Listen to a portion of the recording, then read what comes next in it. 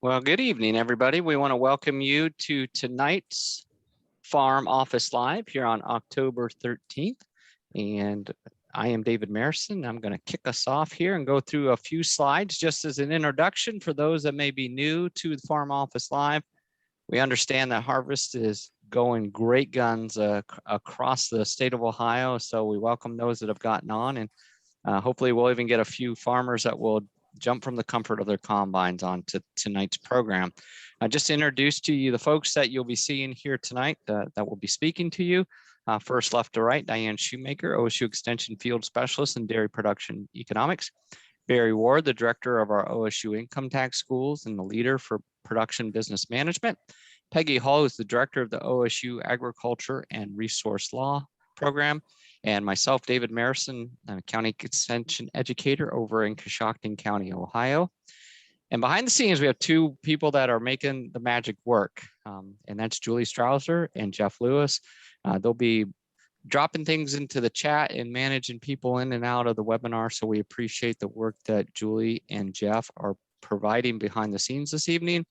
And as well as it worked out so well 2 months ago when we had special guests, we said, well, why not bring some special guests back on for our October series of this Farm Office Live. And we have Robert Moore, who was with us last time, attorney with Wright and Moore Law Company, and someone new to Ohio, Sing-Ki Lee, who is our new assistant professor for the Ohio State University. And we're going to introduce Sing-Ki here in a few minutes just to allow you to get to know him and the work that he's going to be doing for us at the Ohio State University. Just as far as a few housekeeping items, we'll go into the topics that we are going to go through tonight. First, an introduction of Sing-Ki Lee. We're going to go through some federal legislation update, where we're standing with that, which could be changing even as we're on the program. And then the farm tax implications of some of those federal legislation efforts that are being talked about. And then roll into some state legislation update. And then Diane has the Ohio Farm Business Analysis completed. So we'll take a look back at the costs and returns for corn, soybeans, and wheat, and then take a peek ahead for crop costs and margin. Barry's going to share what he's thinking as far as our budget for the upcoming year and our farm office program updates. We're going to update you on some programs that you can be looking forward to here over the next couple of months and some things that you might want to join us with. And then we'll have finally a panel discussion, considerations for end of year tax planning, which is going to be here before we know it. And we want to make sure that we're talking about some of those things that farmers might be able to do. So with that, again, if you love us so much tonight, you can come back Friday morning at 10, and we're going to do a repeat of this session for those that couldn't make it this evening. As a reminder, the slides, so the PowerPoint presentation that you'll see tonight, those are up at the Farm Office website. So just go to go.osu.edu/Farm Office Live, and you can see today's presentation. And again, if you want to check the recording when it's all said and done, Julie will put that up there, as well as if we make reference to some of our previous Farm Office Lives, you can go back and view any of those that we've done since way back, and that was 18 months ago when we entered into the pandemic. So 18 months worth of Farm Office Live. So when it gets rainy, when it gets cold, when it gets snow, you have nothing better to do while you can get on there and watch some of those great Farm Office Lives. And again, if you have questions, of course, we'll be throwing some things in the chat box. So Julie is really good about that, about putting things in the chat box. So if you want to grab a link for further information, you can grab those links. If you have a question, we ask that you put those in the Q&A box, and that's where we'll be monitoring the Q&A. Some of those questions, as always, we will be answering those live.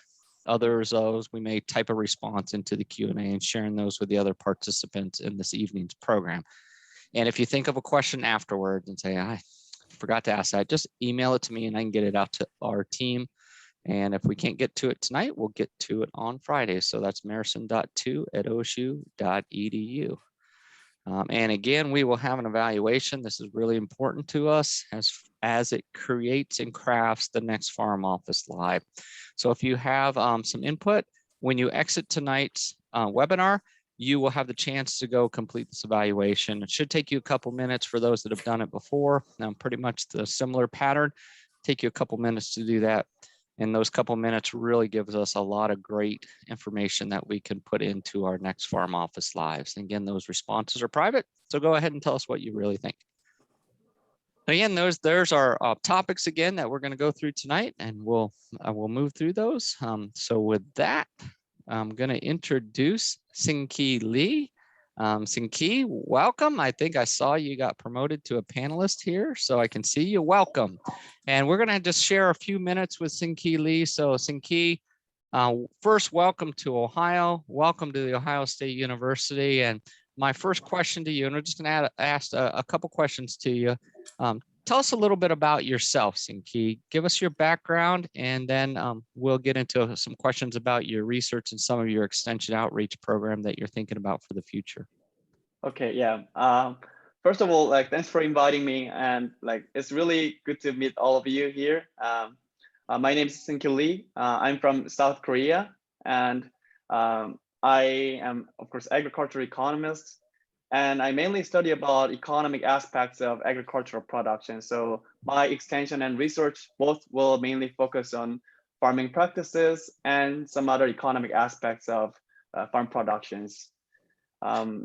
Yeah, and maybe speaking of my background a little more, my parents are running a small apple orchard in South Korea. So when I was it was about 7 years ago when I was about to start my PhD program, my parents started farming, and they purchased land and equipment and all the facilities for the farming. So in that process, actually, I was really fascinated in agriculture, even though South Korea is very small, agricultural producer, but I was really fascinated by farming practices and agriculture. So that's why that's actually made where I am now. Great. And Sing-Ki, where did you do your PhD work, and what were some of the things that you looked at when you did your PhD thesis and your dissertation? What was that all about? And where did you go first? Where did you come from the collegiate ranks to us? Yeah, so first I finished my bachelor's degree and master's degree in South Korea, and then for my PhD I studied in the Iowa State University. So I earned an economics PhD degree in Iowa State University, and for my dissertation, I mainly studied about the seed innovations in the United States. So how the seed innovation has affected seed market in that case, and how that affected farmers' profitability, or how that affected farm productivity, and also how that implies to the climate change or even environmental consequences. So those are kind of some sort of topics that I covered in my dissertation. Now, Sing-Ki, a little later in tonight's program, we're going to mention your department is going to have its commodity outlook program as we roll into November, and you're on the docket to speak for that program, I believe, on the 19th. If I remember it right. What are you going to talk about at the Ag Outlook meeting that the Department of AED is putting out there for us? So broadly, it covers a couple of different topics, because each panelist will have different topics. So some of them will cover the food market, some of them cover agricultural labor, and I will mainly cover commodity markets. So what is kind of market trends that we can observe so far, and what we can expect from now to the next maybe spring or next couple of months. So this is so that's why I said agricultural commodity markets, trends and prospects. That is actually the title of my discussion in the Ag Outlook conference. And I think it's going to be a topic that a lot of farmers are going to log in to see, especially with yesterday's USDA report. I'm sure you're digesting those numbers that came out, and then as you're making some kind of inferences for what farmers should look for in their commodity markets going forward. You've only been on the ground for about a month, 6 weeks here in the state of Ohio. So far, Sing-Ki, your impressions of Ohio State? I think it's fantastic. It's large enough, but also really well networked. So even though many components, many modules are existing and many departments are existing together, but also they are working closely and making a good synergy. So I think this is really great place. And also I think it is really, I think, perfect place to sometimes access like farmland, because it is not that far away from, I think, Columbus, at least like within Ohio, and also some, uh, city facilities are accessible as well in Columbus. So yeah, pretty satisfied. So you're brand new, so you're just setting your program of work and the things that you're going to work on. But we just welcome you. We wanted to get you on tonight on Farm Office Live. Number one, so that our folks across the state of Ohio could meet you, Sinki, as well as put a face with you, as well as kind of introduce you to our groups. And we have ag lenders, we have farmers, we have a lot of different folks that tune into these Farm Office Lives. And we know you're going to be an important part of that as we go forward. So we just want to say welcome to Ohio. I'm glad to have you on board, and we look forward to you for the outreach and the research that you're going to do on behalf of the university for our farmers from across Ohio. So Sinki, we welcome you here and appreciate that you could jump on tonight to be able to introduce yourself to our folks that are online tonight. And I would like to mention that Julie already posted the Outlook. So if you want to go on and register for the Outlook and hear Sinki's presentation, as well as many others, you can go ahead and register for that tonight if you would like. So Sinki, any closing thoughts that you would like to give the folks that are on tonight? No, I think at this moment, I don't have a particular thing to mention, but I really appreciate like having me here. And also like anybody see like my profile, feel free to reach out to me if you have any questions or any requests that I can help with. So it's really good to meet all of you, and nice to meet you. Okay, and Sinki, you have a long email. What is that email if they want to get a hold of you? You can tell there's a lot of Lees within the university, right? Yeah, that is the reason. My number is one. What is that? That was your first quiz. Did you notice that? What is the email? And I can tell you if we go back real quick, right? because I don't want to put you on the spot there, but you can tell how many Lees that you're the 10,168th Lee to work for the university, but Lee.10168 at osu.edu. And I'm sure Julie's already knocking that down into the chat box, or they can give you a call on your phone. But there's how you can get a hold of Sinki. So Sinki, again, we just appreciate the fact that you're on tonight's program, and welcome to Ohio. Thank you very much, David. And with that, I think I'm going to turn it over to our next, we'll roll right along to some federal legislation updates. So Peggy, welcome.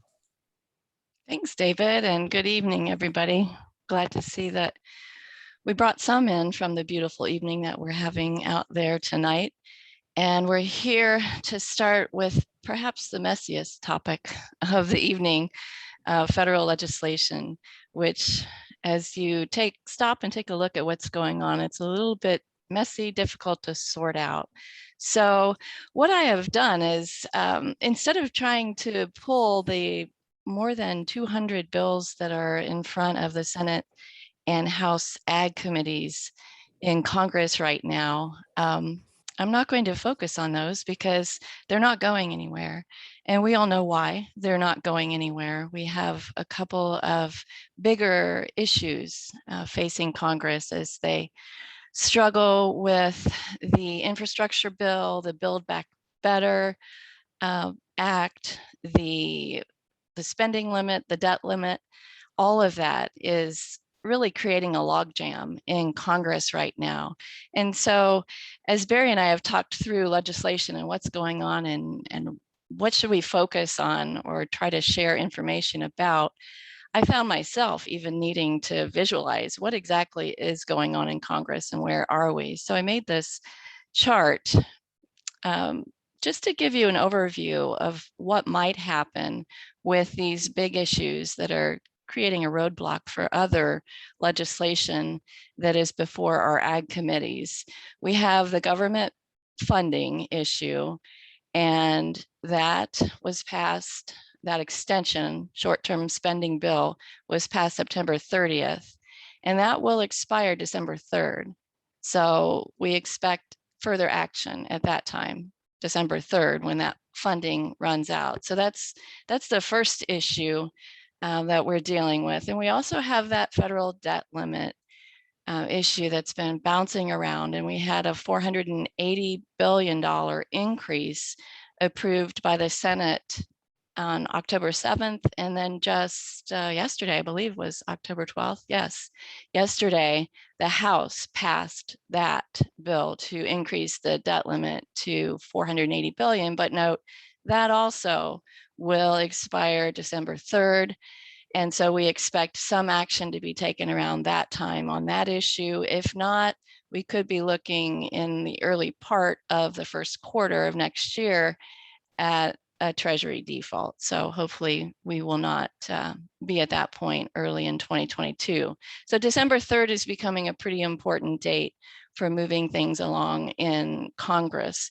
We also have the infrastructure bill that, as you know, Senate passed quite a while ago in an unusual bipartisan effort.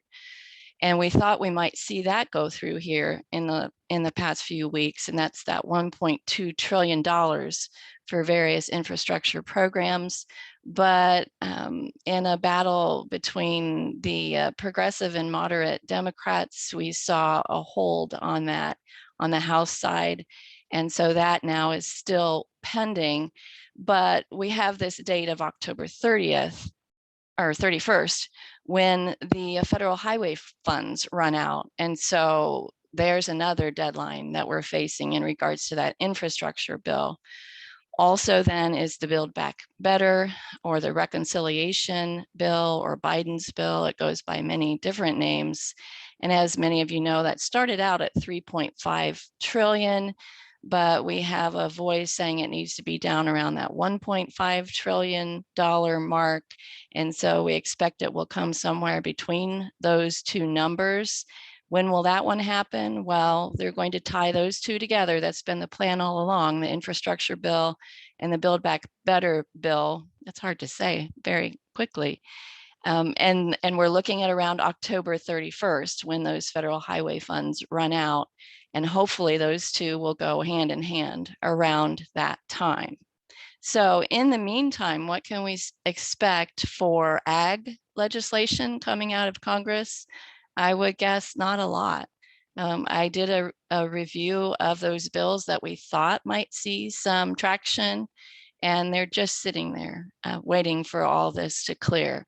So I don't want to review those things that have been sitting for months and may not go anywhere for quite some time. But if we look at that Build Back Better bill and that potential cut that's coming, I think we can say with some assurance there will be a reduction of the 3.5 trillion.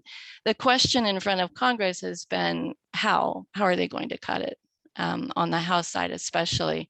And so I've heard recently that they're going to cut pieces and parts out of it rather than just cut across the board in all of those numerous proposals that are included within that bill.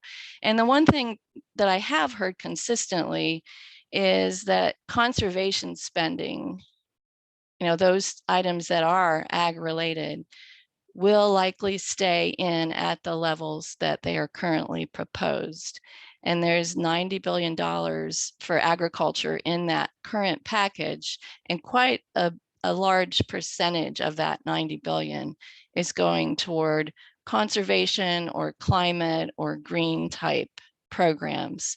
So that $28 billion number that we've been hearing for conservation programs would be added to the 59 billion that USDA is already working on spending from the Farm Bill, and quite a bit there that would go into various types of programs. And the one that keeps coming up and has, I think, significant interest and will likely stay is that plan for paying for cover crops, that 25 per acre amount that we've heard about, that's in there.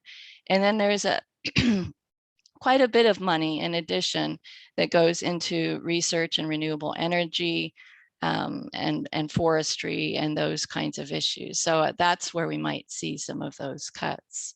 There's also that extension through 2031 that many are saying will stay in there for the $1 a gallon tax credit for biodiesel and renewable diesel. So that part we might see make it through these cuts that are coming. So we also know that there are a number of tax provisions in the Build Back Better bill. And Barry, I want you to say that 3 times really fast when it's your turn. But Barry's going to share some thoughts about where some of those tax items are in that bill and what could potentially happen with those. Barry? All right, thanks, Peggy. Do I really have to say that 3 times fast? It is a tongue twister, and it goes along with how convoluted this thing has become, I guess, over the last few months. And we can go all the way back to the American Families Plan, which was really the beginning of all this discussion that's now changed into what is now this reconciliation bill. And you mentioned all the different names that it is being called, but what it amounts to is a number of the provisions that President Biden has expressed as his priorities. So, and also those in Congress, so at least on the Democratic side. So there's a lot of things that are being explored and a lot of disagreement, as you've already mentioned, in DC at this point. So let me see here if I'm making sure that I can get my screen. And oh, sorry about that. Okay, so I'm going to talk a little bit about some of the tax provisions, and a lot of this is going to be review. So please forgive me, but they have changed a little bit as far as the focus on some of the offsets, as they're calling them, on what is going to fund the eventual proposals that will turn into bills if they can reach some agreement. And that's, I think, a big if at this point. Some of the things, and I just wanted to start with this, and talked about this the last couple of months, but some of the things that are included in the reconciliation bill, and this is just a part of the list of some of the things that are going to be included, or at least that were being proposed with a $3.5 trillion version, which at this point I think is likely going to be pared back if they are going to be able to gain the votes that they need in the Senate to be able to pass something. So you can see there's some of these that are definitely being talked about in the press more than others. The universal pre-K, that's that along with 2 years of college, and that's listed there, the tuition-free community college. The other thing that hasn't been getting a lot of press, but I think it's important to recognize, is this extension of these enhanced child tax credits, and which amount to $3,000 per child, or if a child is under the age of 5, those are $3,600 per year. So those would be extended beyond 2021 if legislation is passed. And that, I think, is something that we can't ignore, especially for families with young children. So when we start to talk about some of the potential higher tax rates that may be included in some of the offsets, we also have to think a little bit about some of the tax advantages that might also go along with some of the things that we'll talk about. So those are the number of the things that are being considered as a possible inclusion in this reconciliation bill. I think the things that I would like to focus on, and I think the things that are going to be most important to agriculture, are these 3 things that I've listed here. And there are others that might be included in terms of offsets to potential legislation that gets passed that might impact farm businesses. But the ones that we've been following the closest, first of all, I would say that the increases in capital gains tax rates.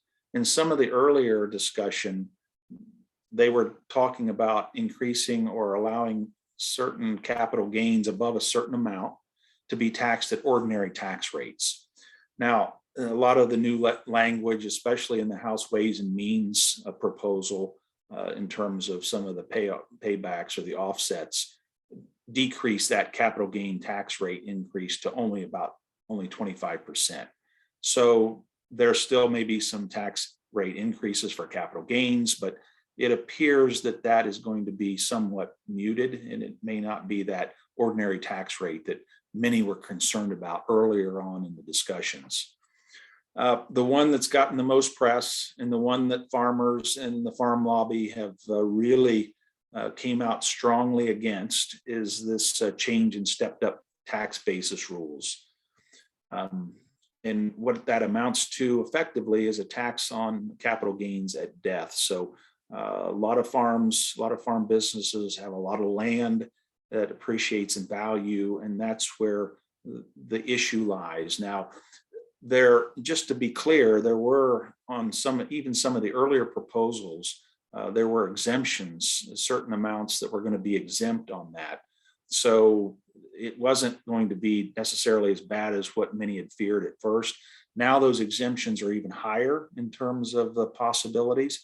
And with some of the latest discussion, especially the discussion on moving the offsets towards the House Ways and Means proposal, it eliminates this change in stepped up basis rules altogether, at least as part of the offsets.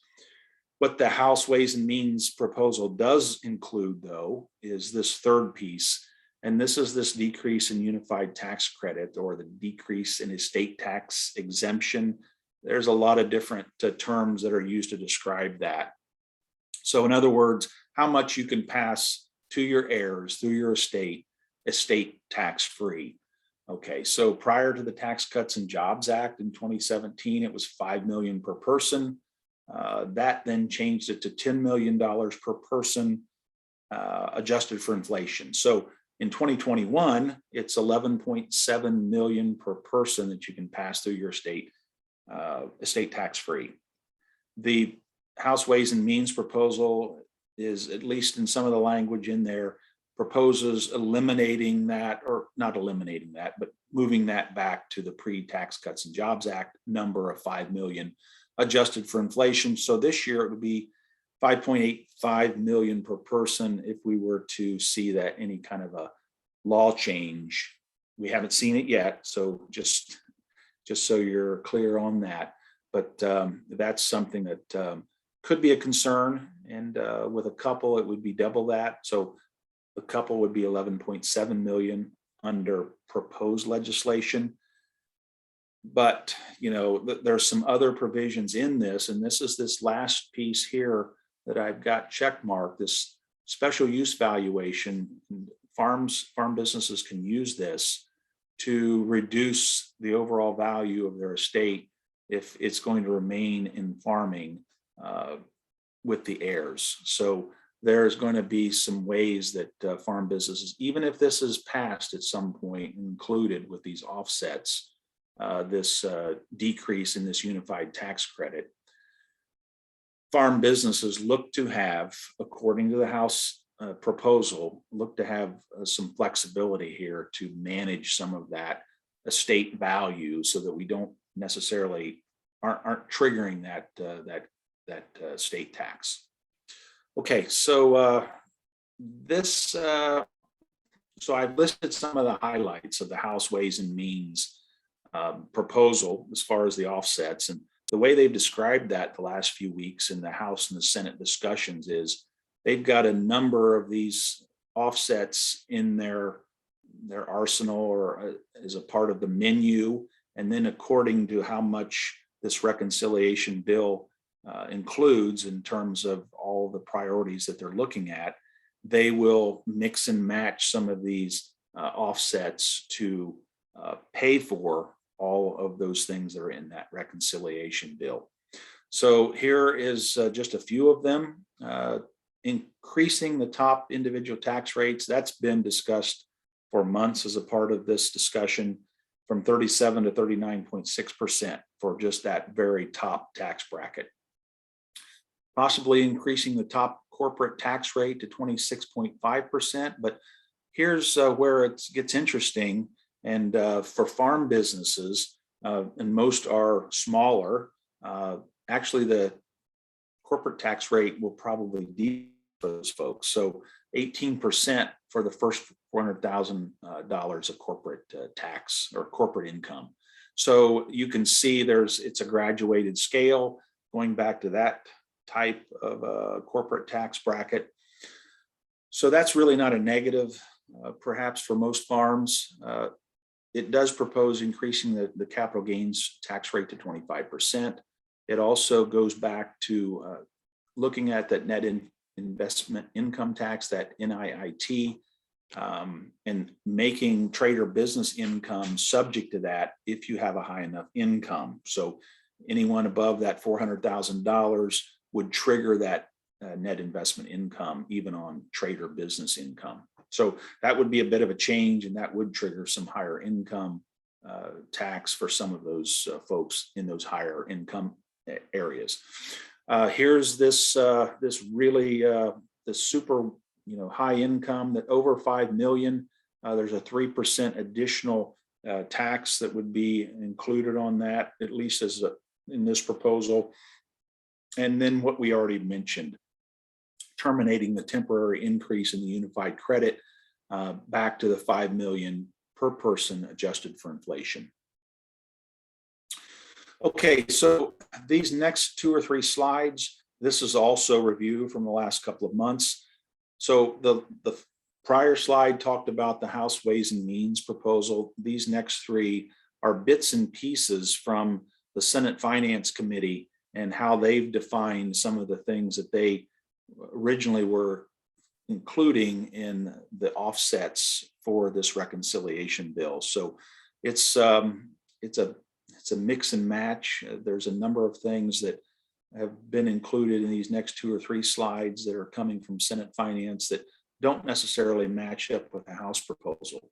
So we're a little bit unclear, and there's really been no clarity from either side, although the discussion seems to be trending towards starting with the House Ways and Means suite of programs, and then possibly including some of the Senate finance pieces. So it's an ongoing discussion, but most of them are the same as far as how the Senate and the House have defined these offsets. A lot of these are similar, as you see.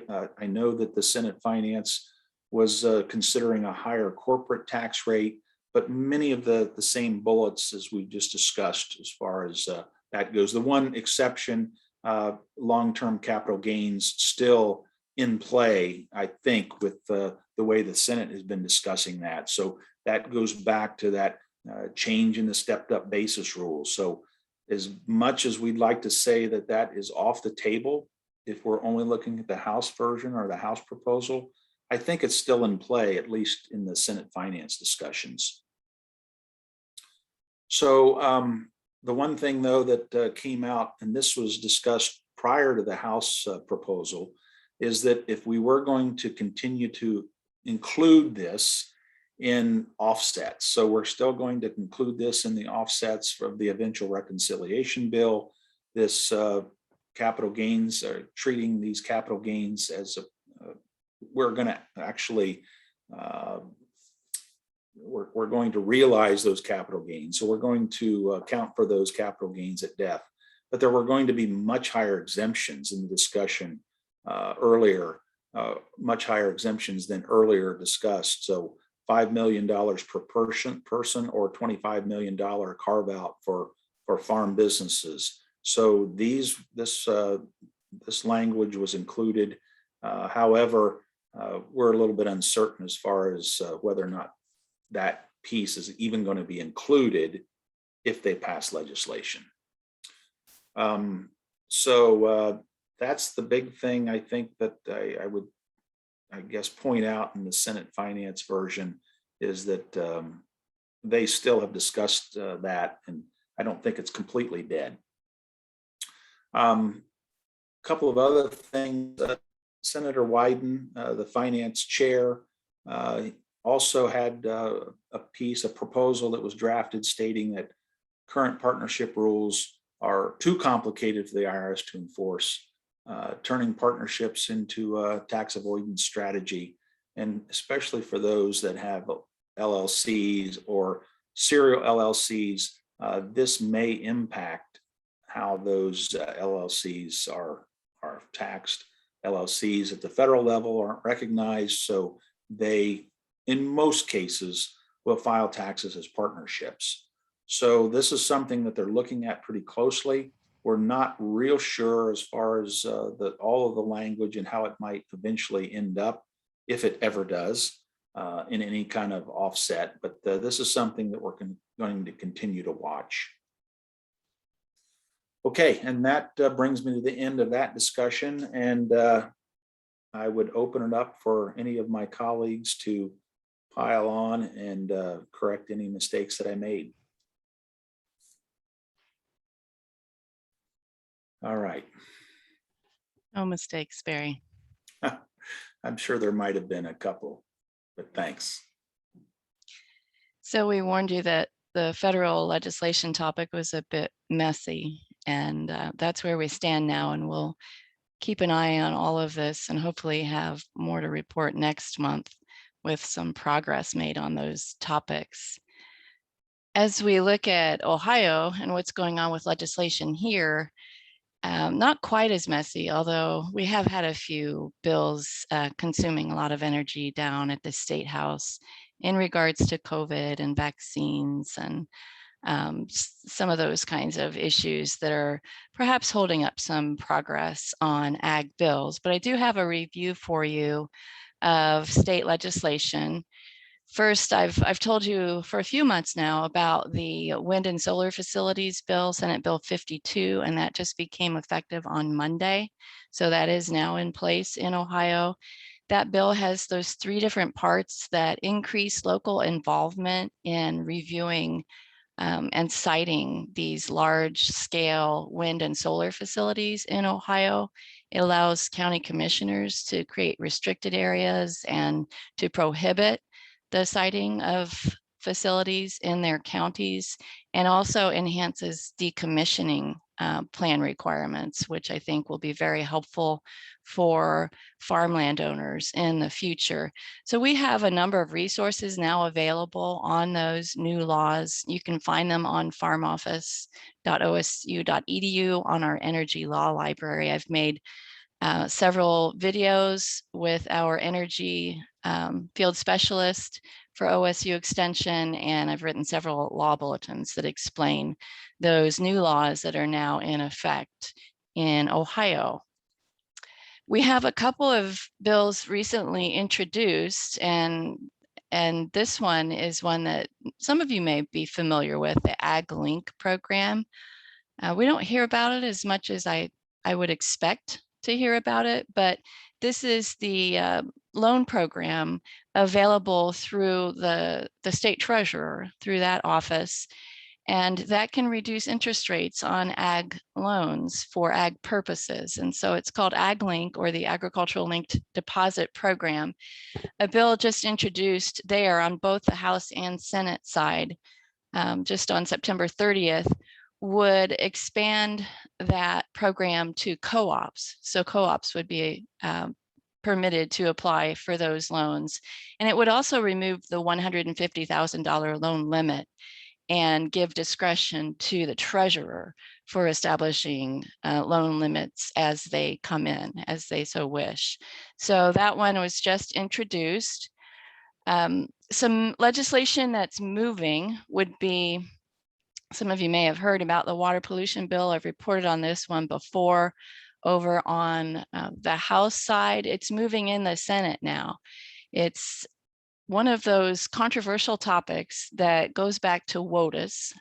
If you're familiar with that term, the Waters of the United States rule through the Clean Water Act.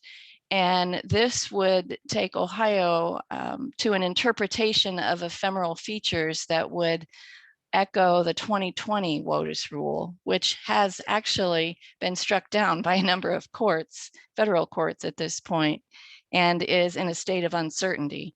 So we're still waiting for certainty with WOTUS from the federal level, but here in Ohio, we on the House side have approved this exclusion of those ephemeral features. And those are going to be surface water pools, basically, that result from precipitation. And we're not looking at wetlands, though. Wetlands are specifically excluded, but if it rains and there's water pooling, those are considered ephemeral features, and those would be removed from any regulatory authority through our water pollution control programs.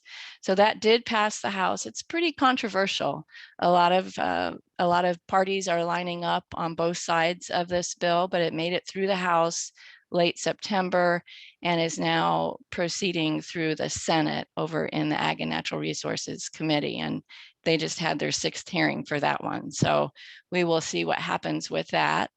I told you last month about the agricultural leases proposal, House Bill 397, and that one is also moving. That would provide for those situations where a crop lease does not address termination within that lease, which could be either written or verbal, but it fails to address the issue of how to terminate and when termination may occur. So in that situation, this proposal provides that a landlord would have to provide a written termination in order to terminate that lease, and would have to do so by September 1st of the year in which they would like to terminate. So an early termination date in writing for landowners to abide by under this proposal. That just had its 2nd committee hearing this week, yesterday. And so there seems to be interest in moving that one along, although at the hearing, one of the committee members wanted to consider extending that to pasture land as well, and not just to croplands. So there could be some changes coming in that. I'd like to see the language in that one revised a little bit. I think it's a little unclear. So hopefully those changes will come, and we'll see what happens with House Bill 397. I've also told you about the overtime pay provision in Senate Bill 47, and that would address those situations that we call de minimis, which apparently enough employers are feeling, employees are taking advantage of those kinds of situations where they're charging and receiving overtime pay for traveling, or for those tasks that they do before or after work, like checking in on email, checking their calendar, checking messages. Those tasks under this bill would not be subject to overtime pay requirements as long as the employer did not condone those tasks. So that one does have interest. It passed the Senate in late September, and it's already over in the House and is starting to move there. The beginning farmers bill, you guys, we just keep waiting and hoping for this one. And we thought it was moving again. It passed the House in June and was referred over to the Senate, and then it sat for a while, and then suddenly the Senate Ways and Means Committee picked it up and had it on its agenda, and then it dropped it from its agenda. So it's now not moving again. So definitely some issues with this bill. This is the one that would allow individuals to be certified as beginning farmers and create some tax credits for both the beginning farmers who attend financial management programs and for owners who would sell agricultural assets and land to certified beginning farmers. And this one has just struggled. This has come back in this session. We thought maybe it would go somewhere, but it's being held up again. As is the slow moving vehicles bill. It kind of has had a number of stops and starts, and it would be the one that would address those horse and buggy animal drawn vehicles and change marking and lighting requirements for those. It did have a 2nd hearing before the Senate Transportation Committee in September, but it's now stalled and hasn't received or been put on the agenda for another hearing, excuse me. House Bill 187 is not moving. So we're looking now at some bills that I've presented to you before that are just not going anywhere. So I just want to to mention that in case you are wondering. That's the one on earning statements that would require employers to provide employees with written earning statements. And that seems to be stalled over in the Senate. Actually, a lot is stalled in the Senate right now. There's just not a lot going on over on the Senate side. And then the bill that I told you about that would address municipalities discharging waste into the Western Basin, that one was just recently introduced and had its first hearing right off the bat, late September. And that hearing was very controversial and a lot of frustration and bickering back and forth on this one, especially in regards to I believe it's the next one that I have for you, the moratorium on animal feeding facilities. So there is some discontent in the House and in the House Ag Committee over these two bills, one being the Democrat proposal. This one is coming from Democrats. It would prohibit ODA from approving permits in the Western Basin's Maumee watershed if there's been a determination that the phosphorus load is at a certain number. And it's just dead in the water. And I don't think anything's going to happen with that. And yet the Democrats, I think, are using that to hold up this one, the water pollution bill that would prohibit those discharges of municipal wastewater into Lake Erie watershed. So a couple of things going on there in the not moving category. And that is my last piece of legislation. So I will turn it back over to you, Barry. Well, actually, I'm going to take this one. Oh, I'm sorry, Diane. It's No to Diane. worries. Well, there we go. I thought I had it all queued up perfectly. Well, hi, folks. Really good to see y'all. This next section, we're going to look at the results for the 2020 farm business analysis for crops. In 2020, we had 51 farms enrolled in analysis, and of those that completed, and there are a lot of internal checks and balances there to make sure we've captured everything. So 39 farms with crops successfully completed that, and 37 of those farms also did a crop enterprise analysis. So step one is a complete farm business analysis. So beginning and ending balance sheets, income statement, and accrual adjusted income statement, cash flow statement and net worth.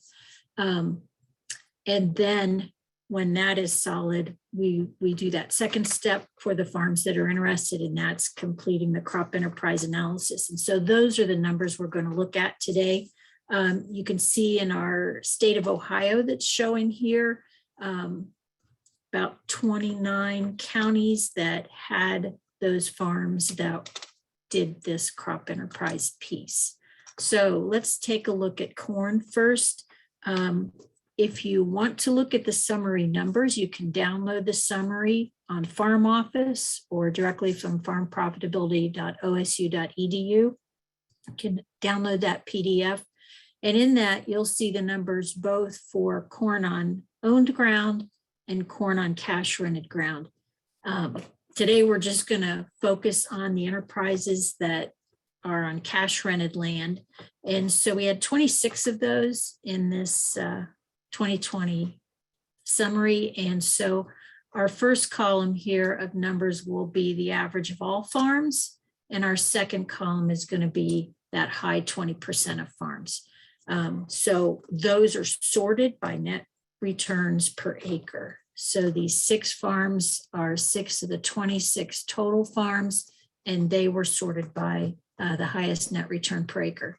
So when we look at yields, we were up from 2019. Average of all farms was 169 bushels an acre, and our high 20% definitely had higher yields at 195 bushels an acre. And price, everybody was glad to see price per bushel up in 2020 compared to 2019, 404 a bushel for all farms. That high 20% added about 31 cents to that at 435 a bushel. Don't have a lot of farms doing a lot of hedging activities, so that average per acre was $5. Crop insurance was down about $10 an acre from the year before. All farms averaging 4, and that high 20% did not receive crop insurance income on the 2020 crop. And then other income per acre, $29 an acre for all farms, high 20%, 36.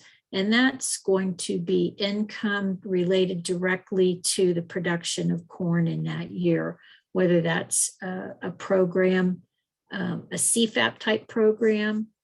Although CFAP 1 was directly related to the 2019 crop, so you won't see those dollars there, but CFAP 2 was related to the 2020 crop, so that income would be included there. Other government income is an adjustment to costs because we don't want to really plan on getting that government income. We hope that our markets will support a good profitable enterprise. So our gross returns per acre, $723 an acre for all farms. That high 20% came in at $885.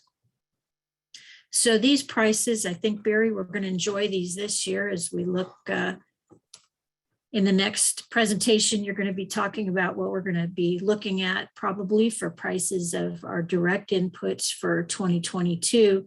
So we'll go ahead and appreciate these prices that we had in 2020. Seed, $93 and $91 an acre. Fertilizer, $134 average for all farms, a little bit higher fertilizer rate there for the high 20% of farms. Chemicals at $47, just up a couple dollars from the year before, $51 for the high 20%. Land rent, since these are on cash rented acres, averaged $137. Our range was very large. The median was 125, but our range was, is probably more likely to happen over here in the northeast part of the state where there's just some token rents in some cases where landlords with small acreages are just happy to get anybody to do anything with 5 or 10 acres. So our lowest rent there was $10 an acre, which is not typical, and then ranged up to $227 an acre. So our total direct cost per acre for our corn enterprise, $561 average, our high 20% there at $556. And so total direct and overhead costs then are going to include our interest, mortgage interest expenses, some machinery leases, real estate taxes if we were looking at owned ground. The only non-cash cost in here is going to be our machinery and equipment depreciation in the overhead costs, and those are charged equally across farms at 7% for machinery and equipment, 15% for titled vehicles. So total of those direct and overhead costs, $703. And then that high 20% came in at $651. So if we look on a per acre, then our cost of production per bushel for these corn enterprises, our gross returns per acre, $723 and $885. Total expenses per acre, $703 and $61. And those net returns per acre, the average for all enterprises was $20 an acre. That high 20% at $234. And if we contrasted that to 2019, all farms averaged a negative about $2 in 2019. So we're looking at a positive net return there. But if we remember back to that other income per acre, that was basically generated by not the sale of corn, by the other income that was available. But that high 20% did come in at a nice $234 an acre. So translating that into cost of production per bushel, the average cost of production per bushel was $331 a bushel, but we got to include those overhead costs, which brought it up to $415. all farms, and that high 20% at 334. The dollars per bushel that was received here, average of all farms was $4.04. But these high 20% with that 334 total direct and overhead cost of production, we're also averaging another dollar on the corn price. So at 435, which is how they got to that $234 per acre. So the folks that participate in the Farm Business Analysis Program will receive benchmark reports that look, this is an example, a report from one of our farms in 2020. And in that case, they get their farm's numbers actually included in the benchmark report.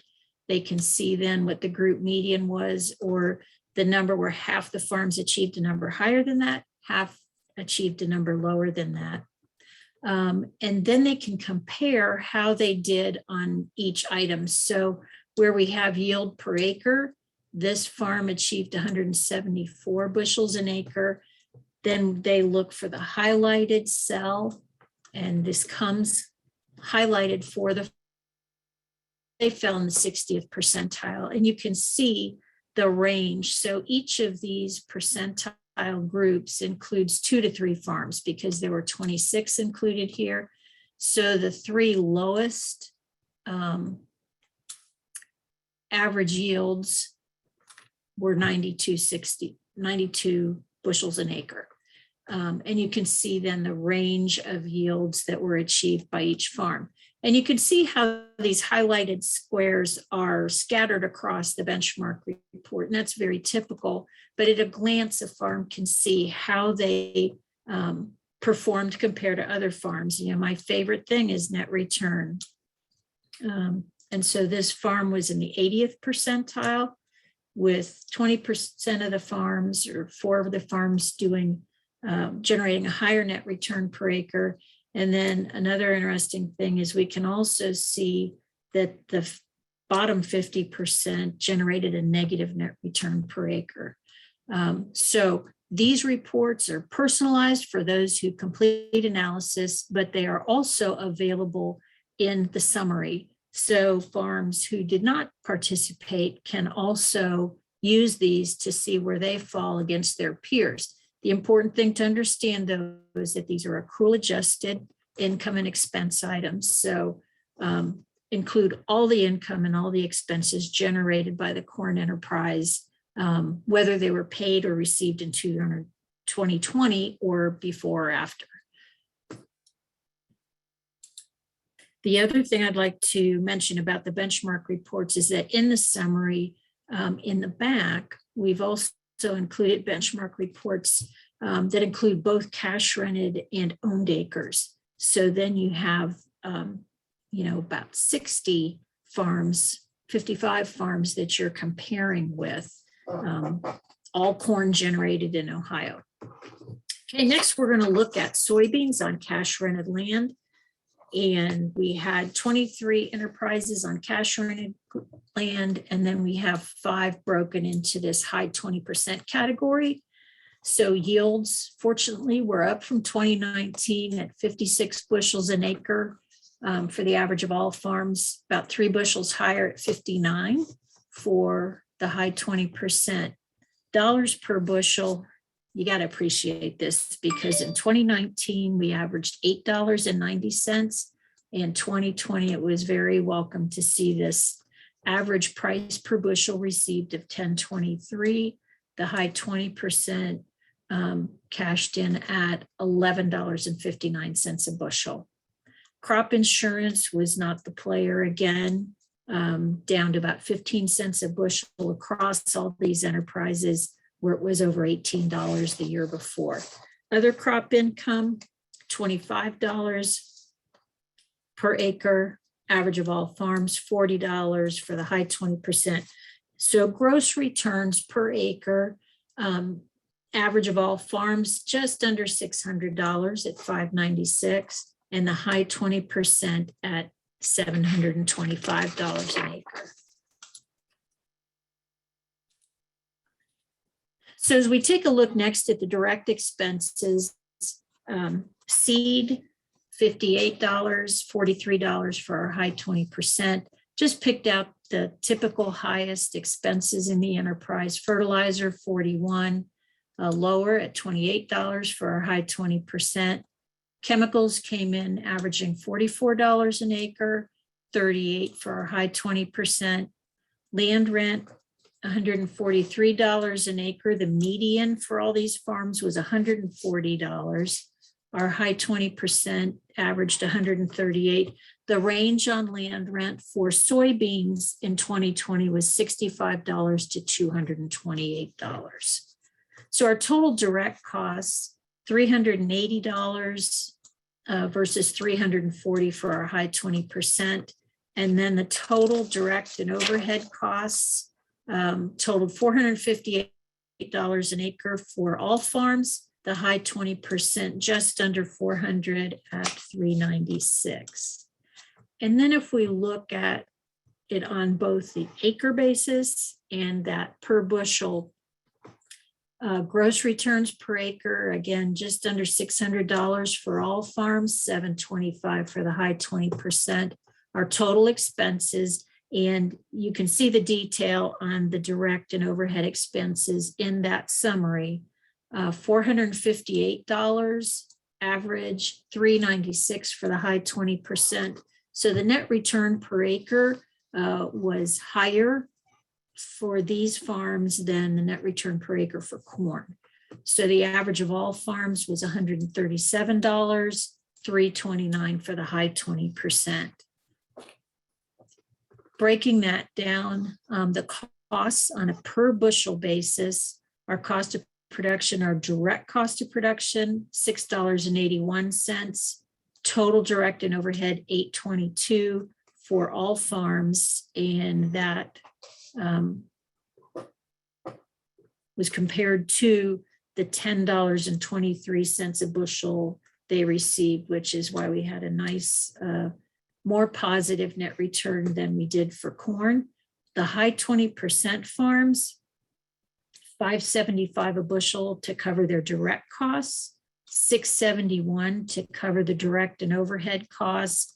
And they had that average income per bushel for the sale of the beans of $11.59 a bushel, generating that nice net return per acre of $329. Also, just a quick reminder that this direct and overhead cost of production, that net return either per bushel or per acre, has some work to do. So we definitely want that to be positive. It needs to be higher than zero, but how much higher that needs to be depends on how much work this needs to do for you. So those net returns need to cover family living. They need to make principal payments. We want to be profitable enough that we have to pay income taxes after we manage them. So make income tax payments and reinvest in the business, whether that's building cash reserves or prepaying expenses for next year or investing off the farm. So each farm, the needs are going to be a little different on what those net returns need to be, but zero isn't good enough. We have to generate more than that. So the last crop we're going to look at tonight is wheat.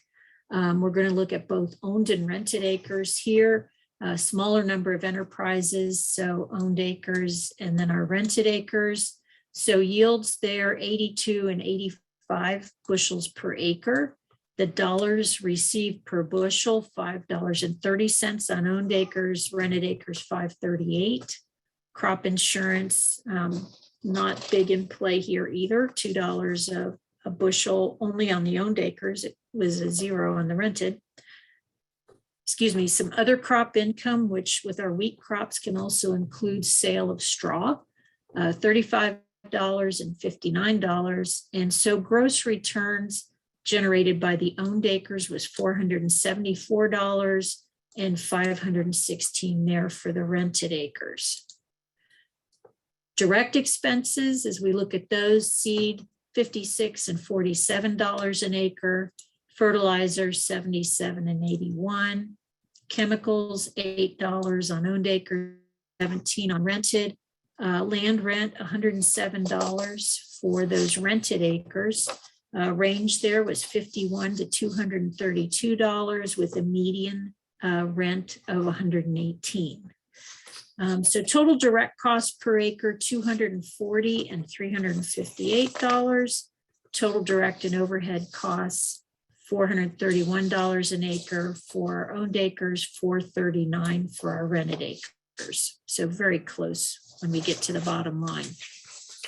And finally, as we look at what are the net returns per acre, the gross returns less the total expenses, owned acres, $43, rented acres, $77.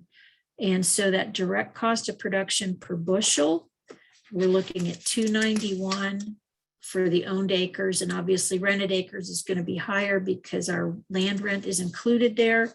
So $4.21 a bushel there. Direct and overhead costs then is where we see them kind of coming together. So $5.24 a bushel and $5.16 a bushel. And comparing that to the dollars received per bushel was $5.30 on our owned acres, $5.38 on our rented acres. So there was a little positive there. And then there was that other crop income that added to the nets there to get our net returns per acre there.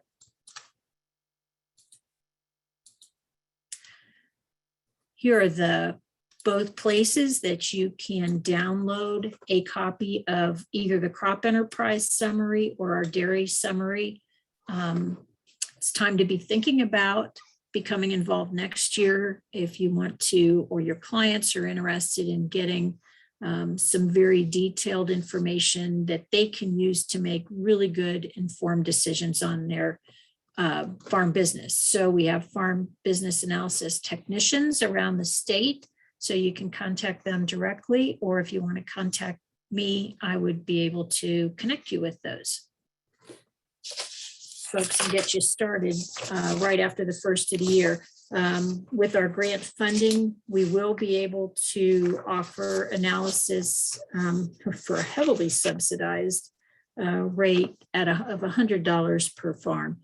And that's with our grants covering the about $1,000 to $1,100 worth of expenses for farms. So it's a very good,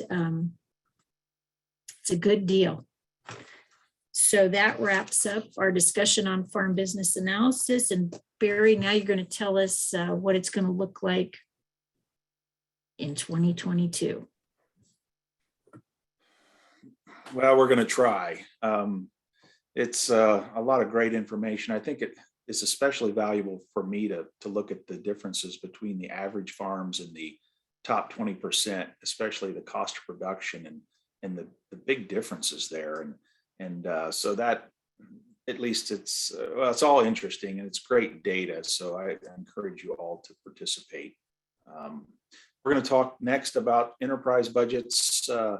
And Diane's a part of helping to piece these together, but I spend a lot of time with other colleagues in the university. Also, we work with some survey data. We gather data from the marketplace, and we also use some formulas to put those budgets together. So I'm going to share just in a little bit about what we're looking for in 2022 for our crop enterprise budgets, our corn, soybean, and wheat, our primary row crops. But I wanted to share this slide first.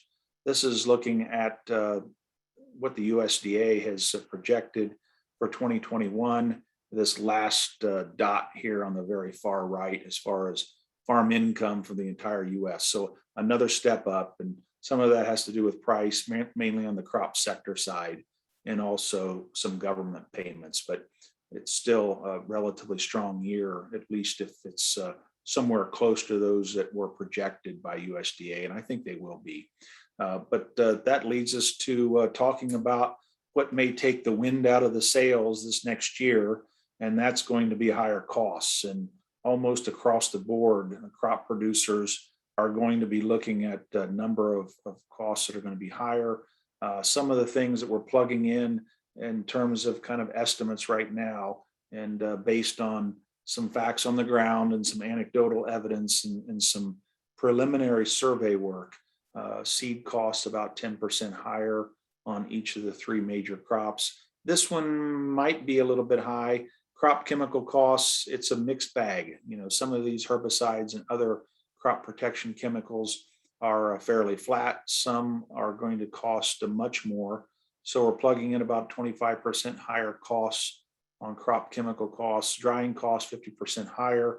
Some of these prices, diesel prices, about 8% higher, and the fertilizer prices, quite a bit of change, big increases in most of our fertilizer products, as you can see down here. And this is a price now, right now, and that's basically what we're doing is we're plugging in spot prices of fertilizer right now in the fall, knowing that there may be some big swings in the winter and the spring, but not really having enough evidence to really suggest big, which way those swings will occur. Most of the evidence is supporting probably some increases into the winter and the spring, but there's lots of things that may sort themselves out in the supply chain, may put a little less pressure on some of these products. Time will tell, but right now that's what we're seeing in terms of some of these cost and price increases.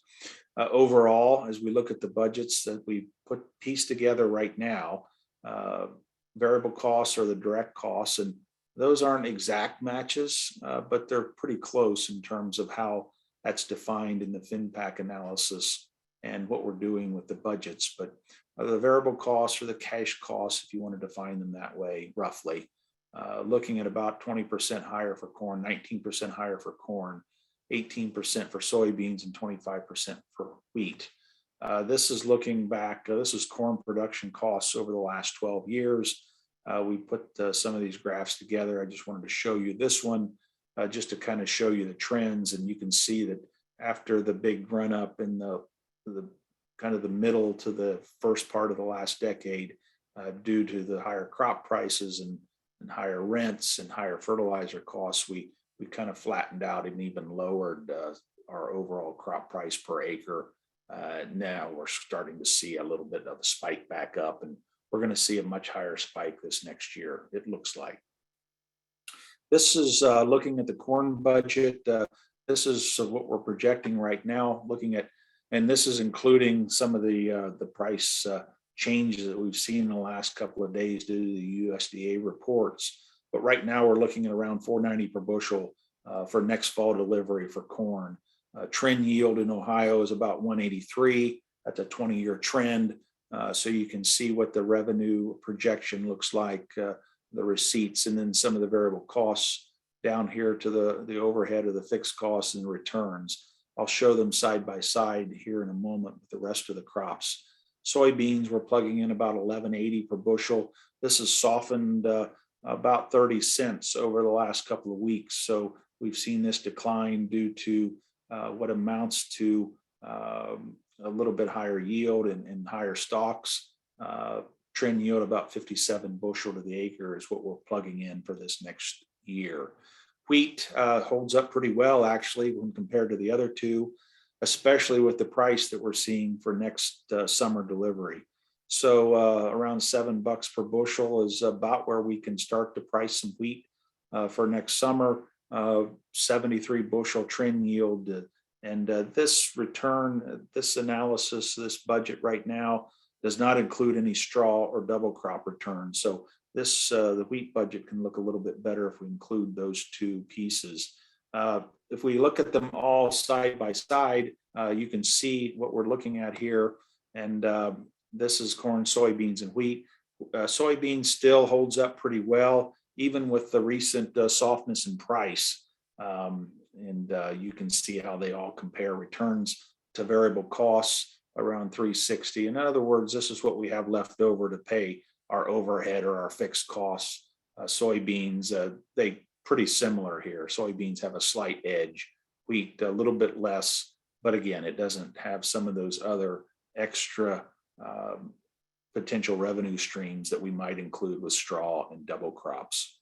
returns to land, you can see that soybeans, that's essentially including some overhead, all the overhead fixed costs except the land. So it still looks a little bit more of a positive compared to the other two crops. And the other thing that hasn't we've been talking about amongst some of our colleagues is the fact that soybeans aren't going to require any nitrogen fertilizer. The overall cost profile is less, and so there's potentially even more evidence to suggest that we might see more soybeans planted, just simply because there at least might be a trending higher nitrogen fertilizer market. I talked to one colleague today that indicated that they were priced $600 per ton for 28% nitrogen. Now, I haven't heard anything that high yet, but that starts to spook people in terms of pricing nitrogen for corn or wheat production.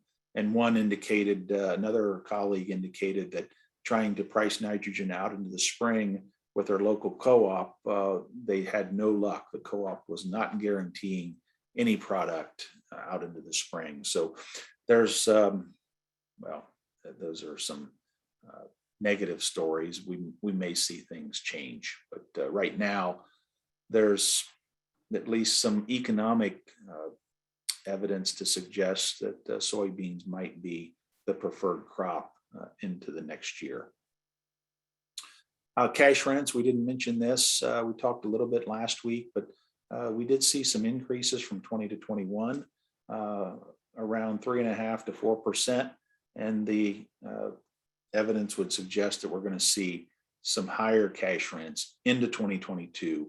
Landowners seeing these higher prices and perhaps not really translating all the higher costs into what their farmer tenants might actually experience in 2022 will likely put a lot of upward pressure on rents into this next year. Here is the USDA data. This is NASS data that was just recently released here within the last couple of months. Shared some of this data already, but this is a this is an easy way to look at it. And this is available online, so you can go to the Ohio NASS website and pick this out. But there were overall increases in most of the counties. Now, this is a very busy slide, but I wanted to relate some recent survey data from the Eastern Corn Belt. None of this is Ohio data. This is all land market data, but we've seen, and anecdotally, we've got a lot of evidence to suggest land markets have really taken off in the last few months. Auction results from around Ohio. The Federal Reserve Bank, Chicago Fed, they survey lenders every quarter. And what they indicated at the end or the 1st of July was the value of good farmland had increased by 14% year over year from July 1 to July 1 in that district. Now that includes in parts of Indiana, Illinois, Iowa, Wisconsin, and Michigan, but not Ohio. But I would probably argue that we have seen very similar kinds of increases. We're not Illinois, certainly, but the Illinois Society of Professional Farm Managers, their recent mid-year survey showed that they had seen an increase in farmland values of 20% just in the first half of the year. And some of our auction results around Ohio would argue that maybe we've seen some similar results in some areas. Now, that's not to say that all areas of Ohio for all parcels have seen similar increases. The reason I bring up this survey data is that, it also can translate into higher rental rates, and not that they're going to be highly correlated, but there is some correlation. And oftentimes we see rental markets lag the farmland value markets, and that's probably what we'll see here in Ohio. But these dramatic increases that we're seeing in some of these other surveys, I would say would allow us to translate and allow us to see that these markets have increased in Ohio and probably will carry over into the rental market. Now, how much that will increase into 2022, it's difficult to say, but it's going to be, I would guess, more than the increase that we saw from 20 to 21, even with the higher cost structure that many producers will have to contend with.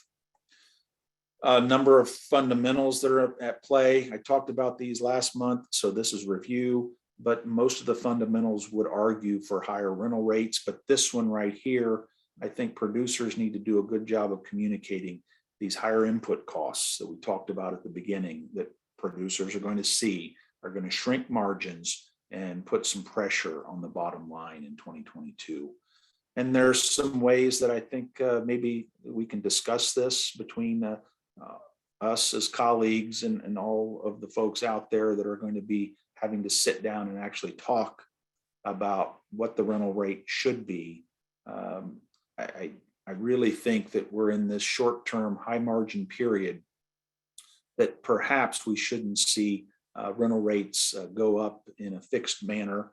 I know that we're going to see that in many parcels around Ohio, but there's some ways that we can look at that and say, at least to landowners that might want to push rental rates to an unsustainable level, we just need to evaluate the economics of the situation. Maybe a cash rent bonus might be a better alternative versus a higher rental rate that's going to be fixed. Okay, so I will end there, and thanks for your time. I appreciate that. I guess I'm going to be here maybe for a panel discussion if we have time. Sure, thanks, Barry.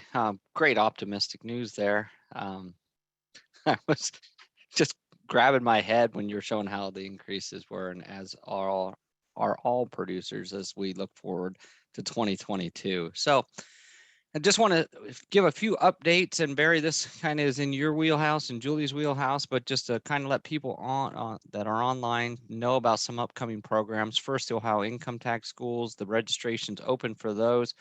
And you can go .osu.edu/tax schools. And of course, they are all over the state, back in person, as well as there's a virtual option spread over 4 days. So you're not sitting in front of a computer too long each day, but got programs coming up starting here as we move into November. So you can go on there to register, especially if you work with taxes. For those involved in agriculture, of course, the Agriculture and Natural Resource Income Tax webinar on December 13th, that's a pretty intense high-level course for those that are preparing farm taxes. It's just a great webinar that Greg Bouchard from Cornell will be on, and to do that program does a great job. So if you haven't been on that, we would encourage, especially if you do taxes, to be on that. And then the Farmer and Farmland Owner Income Tax webinar. So that's the one that us normal farmers would want to tune into in the evening, 6:30 to 8:30. Just my pleasure to be along with Barry and Dr. Langenmeyer from Purdue on that. And that's opened up to producers anywhere, but primarily in Ohio and the state of Indiana. So those are coming up as well. You can go to that go.osu.edu/tax schools as well to find out information on both of those. Also coming up is the Ohio Ag Lender Seminars. I know we have lenders that are on these programs. And just to tip you off that Bruce Clevenger has coordinated this for us once again. So there'll be a program in Ottawa, Urbana, Washington Courthouse, and Worcester in October. And those start next week. So if you want to get registered for one of those, you can see the website there that you can go to. And I know Julie will put those into the chat. If you have additional information, don't hesitate to reach out to Bruce Clevenger at clevenger.10@osu.edu. Or there's his phone number in the slides for you as well. And then we mentioned when Sing Key was on earlier about the 2021 Virtual Ag Policy and Outlook Conference from the Department of Agriculture, Environmental and Development Economics out of Ohio State. And I know that is a long link there. So Julie, if you put that one in the chat as well. I mean, if you just do a search on the web for this, it was going to be held in person, but because of COVID concerns, they kind of pivoted here and made it a 2-day workshop on virtually. So good thing that they're able to be pretty nimble and make that program happen for everyone. And again, you'll be able to hear Sing Key Lee on this program. So we'd encourage you to sign up for that. virtual Ladies on the Land seminar. This is for lady landlords that own that land, and they're going to have a virtual program on November 8th and 9th from 6:30 to 9 p.m. And you can go to go.osu.edu/ladies on the land, talking about leasing and some other things when it comes about leasing your land. And I know Peggy's involved in that seminar. So if you have questions about that, but no matter where you live in the state of Ohio, you could jump onto that webinar and to participate in that. And then the planning for the future of your farm workshops. We're going to have 3 in person, and those are intensive all day workshops about planning for the future of your farm. And we're going to hold those regionally each year. This year, the region sites will be in Greene County on February 10th, Wayne County, February 25th, Wood County on March 4th. And then we're going to have a webinar version that was very successful last winter in the evenings. We had people from 10 states attend that last year, able to get kids as well as grandkids that live across the country to be on with mom and dad or grandma and grandpa to talk about the future of their farm. That's going to be on January 31st, February 7th, 21st, and 28th. See, we even gave you Valentine's Day off so that you don't get in trouble at home. But those 4 evening workshops, excited to bring those back to you again. I know that I enjoy teaching with Peggy and Robert both on those. And if you want more information on those, just go to go.osu.edu/farm succession, and we'll get you the information as we roll out the complete registration for those programs. So with that, you notice we said panelists. So we look at that esteemed panelist group. Considerations for end of year tax planning. The way I got myself out of this was I figured I could kick us off with some questions, Barry. Thought that was pretty appropriate. So I'm going to stop share, and that way we can pull up Barry and we can pull up Robert. We want to welcome Robert and Barry to kind of, I guess, to the screen. I would say to the stage, but it's really not a stage where I'm standing, but it is the screen. Considerations for end of year tax planning. From what I've heard, good year in 2020, 21, 2020, 2021, especially when you add in all those government payments for most of our farmers, maybe outside some of the livestock industry. But now we get into the considerations for the end of year tax planning. So Barry and Robert, we're going to put you on the spot here. Here we are, October 13th. We're in the home stretch. The first thing I want to do is I'm going to ask each of you. And then, of course, that doesn't mean Diane and Peggy can't chime in, but I'm going to put you on the spot. What are the top 3 things that you would advise farmers to do when it comes to the end of year tax planning? So, Barry, you've already talked enough, so I'm going to swing it towards Robert. I'm going to throw it to Robert first. Okay. Hey, Robert, how are you tonight? Good. Can you hear me okay? You sound great. Okay. So the top 3 things here, I wrote a few things down. 1, update balance sheets with the potential change in federal estate tax law. I think having a good understanding of where your net worth is very important. So end of year, beginning of the year, it's a good time to update your balance sheet. Managing your income. So set up an appointment with your accountant, get your profit and loss statement updated. I think this year will be particularly important. And, you know, it could be that you may want to keep your income up higher this year than next year if you're in a high income bracket, because we're likely to see higher income tax rates next year. So, you know, normally we're trying to keep our income as low as possible, but this year might be an exception where you might want to keep it a little higher this year, anticipating higher tax rates next year. And then also on the income side of things, for high income earners, be aware of the $900,000 limit for FSA programs. So another good reason to meet with your accountant and see where you are income wise for the year. Good. Barry, toss it to you.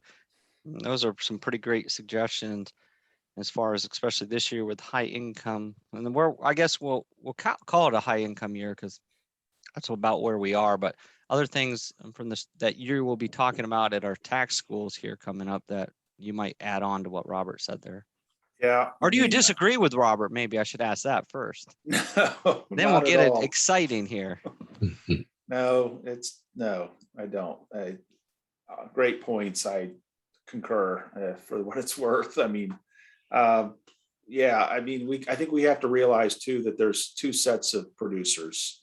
And this is putting crudely, but we've got crop producers and livestock and dairy and poultry, maybe in the other camp. And they haven't all had the high income years. And I know Diane can attest to that from many of the dairy producers that she's worked with over the past year or two. You know, with the higher crop prices go hand in hand. Well, it goes hand in hand with higher feed costs, right? So some of these livestock producers have not seen the banner year that crop producers likely will. But if we're looking at the high income producers, all the old tools are available, you know, deferring sales, of course, income averaging that producers might have to look at, especially the last 3 years have been a little bit lower in terms of taxable income. All the accelerated depreciation tools that are still available, you know, $1 million producers still have that opportunity for Section 179, 100% bonus depreciation, and the other rules that went along with the Tax Cuts and Jobs Act that allowed some of the higher percentages with the regular depreciation. So the other thing is prepays, you know, and that's the thing that many producers will use, but it can only be up to the 50% of all of the well, certain costs that actually qualify. It's not all costs, but they can take advantage of prepaying, making sure that those prepays are for actual products and not going into some slush fund or, you know, whatever some of these folks try to use, but making sure that actually those payments, those prepays are for certain quantities and certain products. The one thing that I would just mention too, and my last point is that for those that are typically buying machinery at the end of the year, and David, you and I have had this discussion, that if they're going to be able to claim that as a deduction, whether it's through Section 179 or bonus depreciation to offset income, they have to have that. They have to have that equipment on their property, and it has to be. It's too late in the night. I'm ready to be placed into service, right? Placed You knew into where I was service. going. Thank Not you, only David. constructive receipt, but it can't be in the box with the planter set up all in boxes and not assembled, ready to go in the field. Has to be ready to go. And that's the same thing as what you mentioned about prepay supplies. So I was going to ask you a little bit about that, and any special rules besides the 50% on constructive receipt when it comes to prepaid supplies. Has to be. Well, there's certain types of supplies that, and we have that rundown of certain things that can be prepaid. Not everything can be prepaid. I mean, there are some exceptions. So one thing we're hearing from across the state, I can't get parts, I can't get machinery. Usually we wait till Thanksgiving time and we do the end of the year shopping spree.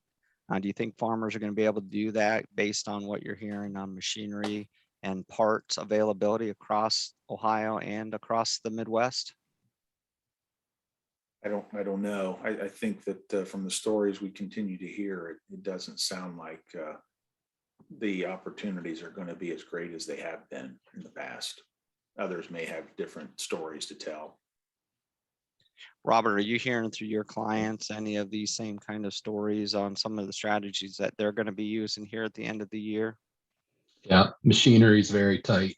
So if it looks like you're going to buy new machinery this year, you better be getting it lined up. So I hear that pretty consistently. And heard from John Fulton speaking at a workshop over in Eastern Ohio, and he said, right now, and this was a month ago, he said, your planter should be already set up and everything that you need to go into the field, because you might not find the parts going forward.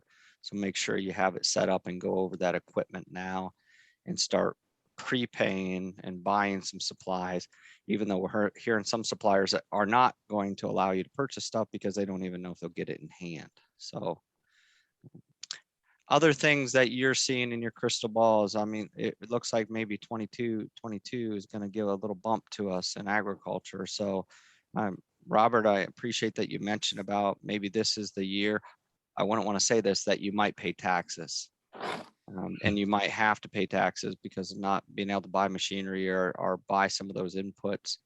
Are there other strategies that farmers should be doing with some? Because the last thing we want to get in to do is in 2022 and have our working capital at a level, at a lower level where we can't maintain some of those bumps that are going to be bouncing us through 2022. So any thoughts on that? Diane, you're a working capital lover.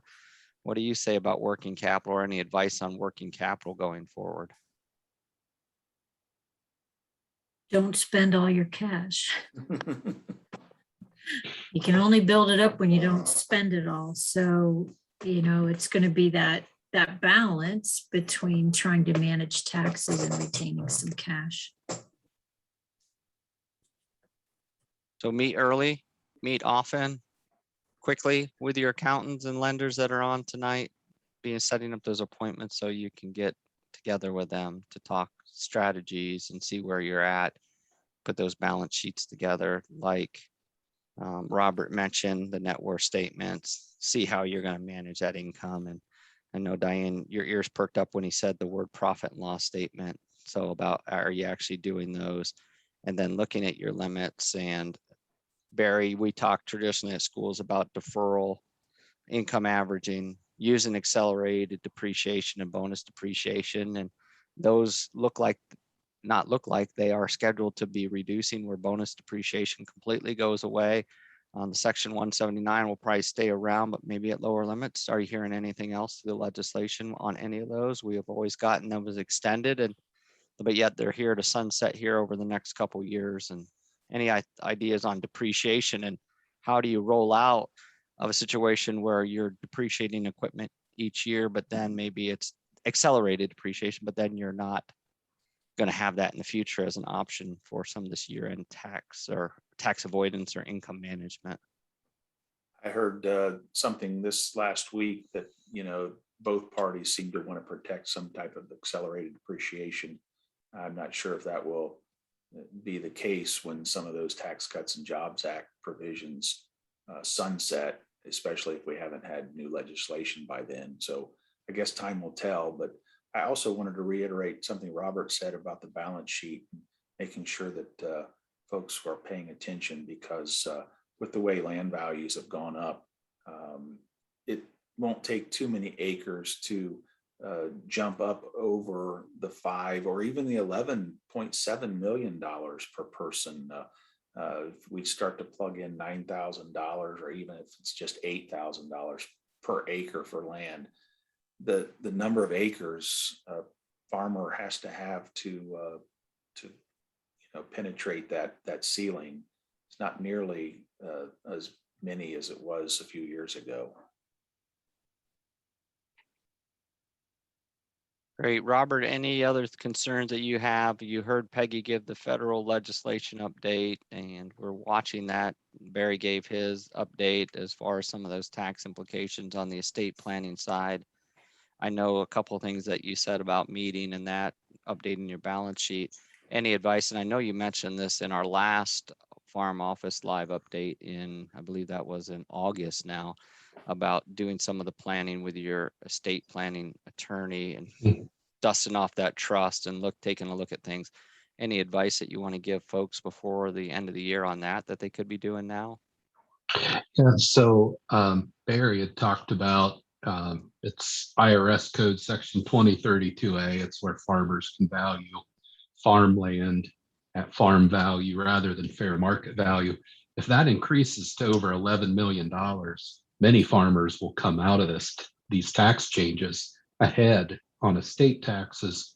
But one thing to keep in mind is to qualify for 2032A, the deceased person has to have at least half of their assets value be farm assets, and half of those, meaning 25% of the net estate, has to be in farmland.